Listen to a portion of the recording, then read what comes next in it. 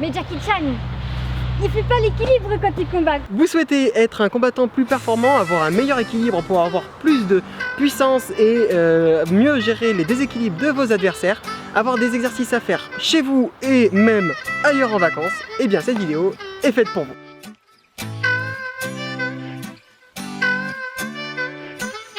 Bonjour à tous et bienvenue sur une nouvelle vidéo du blog Corps Esprit Martial. Salut. C'est super cool, elle revient à mettre un peu de douceur dans ces vidéos qui est manqué parfois un peu d'une touche de féminité. Alors, déjà si ça vous emballe, mettez un pouce bleu. Maintenant que c'est fait, on vous fait confiance. De quoi on parle? On parle d'équilibre. Pourquoi on parle d'équilibre? Parce que vous le savez peut-être pas, mais en fait maintenant sur Corps Esprit Martial on est quand même assez dynamique. Et le vendredi, ceux qui sont abonnés à notre newsletter, eh bien, reçoivent une information qui n'est publiée ni sur le blog ni sur les vidéos, qui peut l'être après, comme là cette vidéo va être la continuité d'un mail en fait.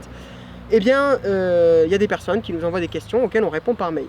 Donc si vous êtes intéressé déjà pour recevoir en fait ces mails et ces informations exclusives, vous avez qu'à aller dans le lien qui est juste en dessous. Vous pouvez télécharger l'ebook ou tout simplement vous inscrire au blog et vous recevrez la newsletter. Donc avant de vous parler de l'équilibre, on va vous parler brièvement de Corps Esprit Martial. En fait, pourquoi je dis qu'on est dynamique? Parce qu'en fait vous avez des nouvelles plusieurs fois par semaine de nous.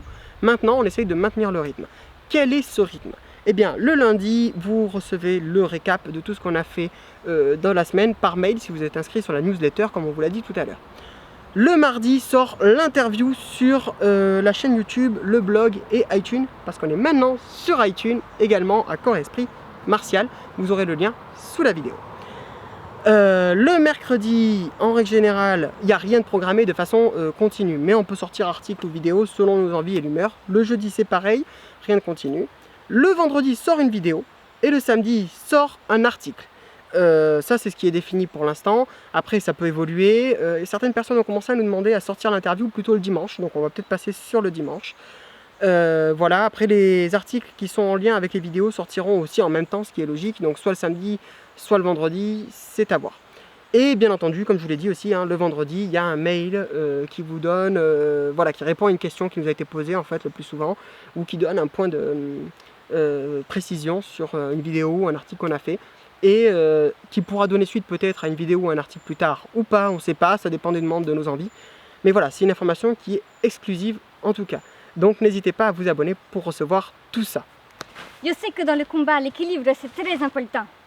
Mais Jackie Chan, lui quand il fait l'homme sous, il fait comme ça. Alors, est-ce qu'il y a de l'équilibre ou est-ce qu'il n'y a pas d'équilibre? En quoi c'est important l'équilibre?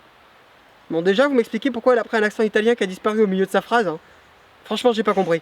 Mettez-le en commentaire si vous avez compris, mais moi là j'ai pas compris. C'est ça le spectacle.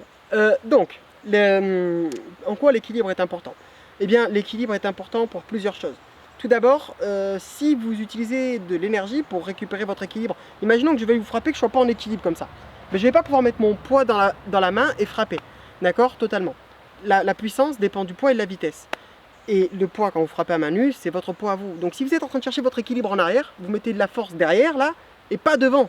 Tu comprends ce que je veux dire? Autrement dit, si je veux te pousser ici sans être en équilibre, ici c'est plus dur que si je me mets là, ici pour te pousser. D'accord? Si vous voulez pousser quelque chose et vous n'êtes pas en équilibre, vous allez vous tenir en équilibre pour pousser. Donc vous allez développer plus de force. La deuxième chose, tout simplement, c'est maîtriser vos mouvements totalement. Quand on est en équilibre, même si on est en équilibre sur une jambe, hein, qu'on est à l'aise, on maîtrise ses mouvements, on peut pivoter, on peut... Pas de problème de ce point de vue-là. Du coup, vous êtes à l'aise et en équilibre sur une jambe, il n'y a pas de problème, vous allez pouvoir développer votre plein potentiel. Si ce n'est pas le cas, vous avez des mouvements aléatoires qui vont apparaître et vous allez être moins puissant. Il y a une vidéo qui le montre pas mal, je crois que c'est Natural Geography qui avait comparé plusieurs personnes qui mettaient un coup de pied. Et c'était celui de Capoeira qui mettait plus de puissance dans son coup de pied que Taekwondo, je crois qu'il y avait MMA, Kung Fu, je sais plus, je ne vais pas dire la bêtise, je crois que c'était ça. Et bien tout simplement parce qu'il avait pris l'appui, enfin c'est une des raisons, c'est qu'il avait pris appui, donc il avait un autre appui avec la main, et donc il avait beaucoup plus d'équilibre, il a pu développer beaucoup plus de puissance. Bon, j'ai compris. Mais maintenant, est-ce que tu peux me dire comment on entraîne son équilibre? Ah ouais, alors ça, des façons d'entraîner son équilibre, il y en a plein, Anne. Et boire des bières, c'est pas la solution. Oh non, je me casse. Si vous partagez ma douleur des élèves alcooliques, je vous invite à partager cette vidéo avec vos élèves, avec vos amis, hein, pour leur donner d'autres façons d'entraîner leur équilibre. Donc, Pourtant l'équilibre avec le tonneau, tu sais les moines là, Ils font l'équilibre. Oui, tout à fait. Non, mais c'est avec une charge additionnelle. Donc vous pouvez, mais ça c'est pas n'importe où, on vous donnera des exercices. Effectivement, le tonneau, notamment quand il est rempli d'eau, c'est intéressant parce que, ou d'autres choses que de l'eau, hein, vous mettez ce que vous voulez dedans, mais c'est intéressant parce que quand on bouge comme ça, le mouvement qui se répercute dans le tonneau est en retard. Donc en fait, quand vous faites comme ça, le mouvement va être en retard et peut être amplifié. Du coup, vous allez avoir une gêne qui est plus aléatoire et qui va vous perturber. Et de ce point de vue-là, effectivement, ça rajoute une contrainte externe. Mais c'est pas en buvant l'alcool que ça peut t'aider. C'est ça que je voulais dire. Alors, on reviendra sur l'exercice du tonneau une prochaine fois. Si ça vous intéresse d'avoir justement un exercice avec le haut du corps, on peut vous en créer. N'hésitez pas à nous le dire, on vous en fera. Mais là, on va travailler plutôt sur le bas du corps et notamment sur les appuis avec l'équilibre. Première chose, Anne, on va reculer un peu pour que tout le monde puisse te voir. C'est bon, c'est bon. Et maintenant, on se met sur une jambe. Voilà, donc là, ben, vous voyez, elle est sur une jambe, c'est très très bien, elle travaille son équilibre. Et là, elle va pouvoir frapper par exemple différents coups de pied. Tu vas mettre un coup de pied de face, maegiri en japonais, et puis là tu vas revenir mawashigiri en pivotant. Voilà, là vous pouvez vous amuser à enchaîner. Ça, c'est une façon de travailler l'équilibre qui est intéressante. Deuxième chose, deuxième exercice que vous pouvez faire, qui est intéressant pour avoir l'équilibre, notamment en changeant d'appui. Ça va être tout simplement de sursauter. C'est-à-dire qu'au lieu de garder ton pied en appui, à chaque fois que tu vas mettre un coup de pied, tu vas sursauter.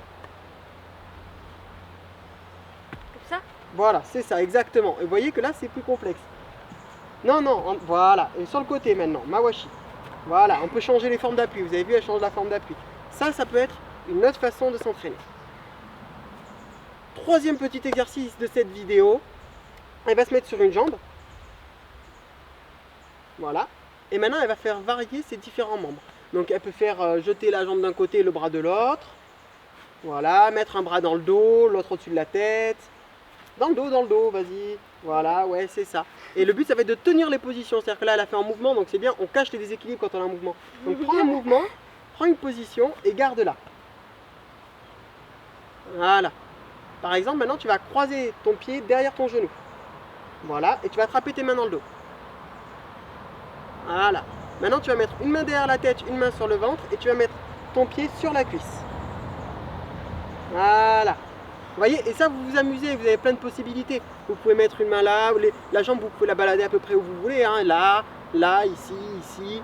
Là où votre souplesse vous le permet, bien entendu. Voilà, après, chacun. Les mains, donc ici, ici, ici, ici, là, là. Alors, tout ce qui croise perturbe plus l'équilibre en règle générale.